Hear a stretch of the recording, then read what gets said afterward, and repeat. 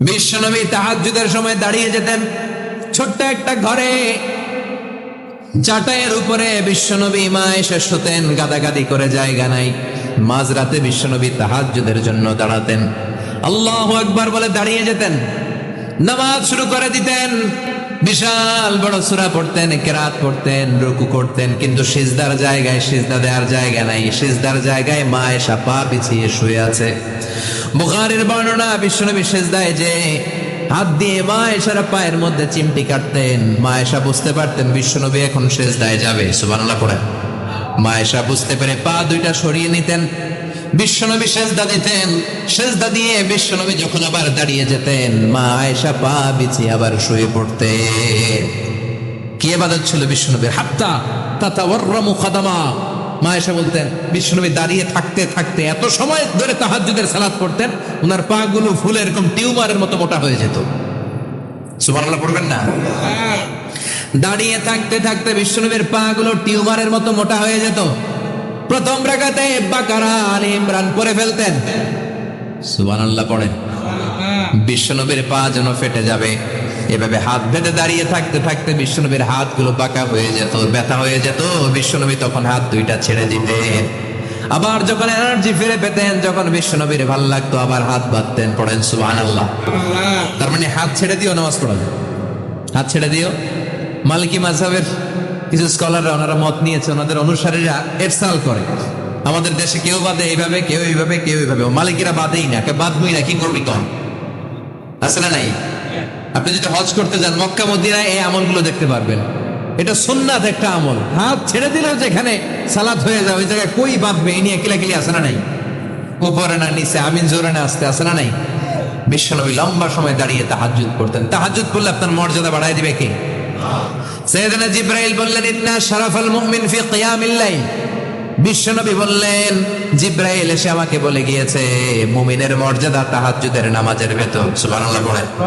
তাহাজ্জুদের নামাজ পড়লে মর্যাদা বাড়ায় দেয় কে? দুই নাম্বার কুরবাতুন ইলাল্লাহ। তাহাজ্জুদের নামাজ পড়লে আল্লাহর সাথে নৈকট্য বাড়িয়ে দেয় কে? আল্লাহর সাথে কানেক্টিভিটি আপনার বেড়ে যাবে।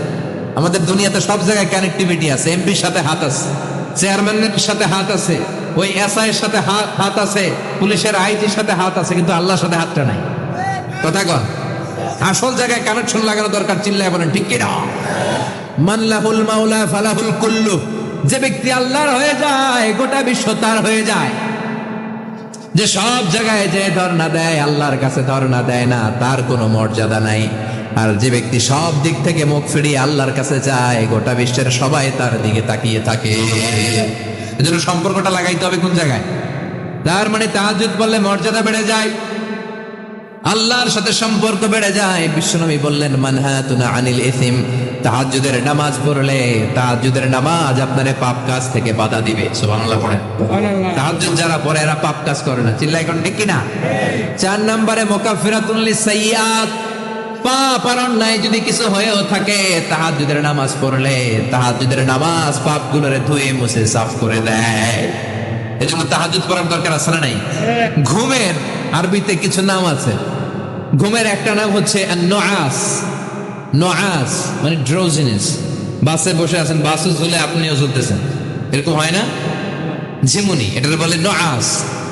আরেকটা হচ্ছে সামান্য হালকা লাইট স্লিপ, সামান্য ঘুম, এটা বলে পাওয়ার ন্যাপ। হালকা হালকা ঘুম, ঘুমও আসছে, আবার কে যেন কথা বলে ওইটাও শোনা যায়, এরকম ঘুম আছে না নাই? এটার বলে সিনা। আরবিতে এটার কি কয়? সিনা। আরেকটা হচ্ছে ভালো ঘুম, এটার বলে নাউম। এটার কি বলে? তাহলে পাইলাম নুআস, সিনা, নাউম। আরেকটা হচ্ছে জন্মের ঘুম। কিরকম ঘুম? এমন ঘুম যে ঘুমে ডাকলেও মানুষ ওঠে না, যেটা শেষ রাতে আমাদের যে ঘুমটা হয় রাত 3টা-4টার দিকে কম্বল টেনে টেনে আরেকটু ঘুমাইতে মনে চায়, এরকম একটা ঘুম আছে না নাই? এই ঘুমটাকে আরবিতে বলে হুজুদ। কি বলে? সবাই বলেন। এই হুজুদের ঘুমকে স্যাক্রিফাইস করে ওই টাইমে যে সালাতটা পড়া হয়, ওই সালাতকে আরবিতে বলে সালাতুল হুজুদ বা সালাতুত তাহাজ্জুদ। সুবহানাল্লাহ পড়বেন না? এজন্য রাব্বুল আলামিন বলেন ওয়া মিনাল লাইলি ফাতাহাজ্জাদ বিহি নাফিলাতান লাকা আসা আন ইয়াবআসাকা রাব্বুকা মাকামান মাহমুদা। ও নবী, রাত্রিবেলা দাঁড়িয়ে আপনি তাহাজ্জুদের নামাজ পড়েন, আশা করা যায় বিশাল সম্মানিত মহিমান্বিত জায়গায় আল্লাহ আপনারে বসায় দিবে গো নবী। ঠিক কি না? তাহাজ্জুদের সালাত পড়লে মর্যাদা বাড়ায় দেয় কে? মুমিনের বৈশিষ্ট্য, তারা রাত্রিবেলা তাহাজ্জুদের সালাত পড়ে। ইমানদারদের বৈশিষ্ট্য, তারা হলো ফুরসানান নাহার রুহবানাল লাইল। রাত্রিবেলা তাহাজ্জুদের জায়নামাজে কান্নার ঝড় তুলে দিনের বেলায় ঘোড়া হাঁকিয়ে জিহাদের ময়দানে জিহাদ করে। ঠিক কি না? দিনের বেলায় চলবে কি? জিহাদ। এজন্য বিশ্বনবীর প্রথম প্রশিক্ষণ নিতে বললেন আল্লাহ, কুমিল লাইলা ইল্লা কালিলা। ও নবী, বিশাল মিশন নিয়ে দুনিয়ার বুকে আপনি এসেছেন গো নবী। প্রথম প্রশিক্ষণ যেটা নিবেন, রাত্রিবেলায় দাঁড়িয়ে দাঁড়িয়ে তাহাজ্জুদের প্রশিক্ষণ। বিশ্বনবীর আদেশ করলেন কে? কিসের আদেশ? সবাই কোন? আরো জোরে। ওই মুহূর্তটা তাহাজ্জুদের সময়টা এমন সময়, ইয়ানজিলু রাব্বুনা ইলা সামাইদ দুনিয়া, রব্বুল আলামিন আরশের উপর থেকে দুনিয়ার আকাশে নেমে আসে।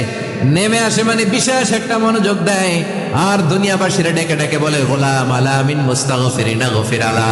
কার ক্ষমা লাগবে ক্ষমা চাও, সব গুনাহ আমি ক্ষমা করে দেব। আলা মিন মুস্তারজিকিন আরজুকালা। কার কি লাগবে আমার কাছে চাও, সব আমি দিয়ে দেব। আল্লাহু আকবার। আলা মিন মুস্তাকসিন আকসুলা।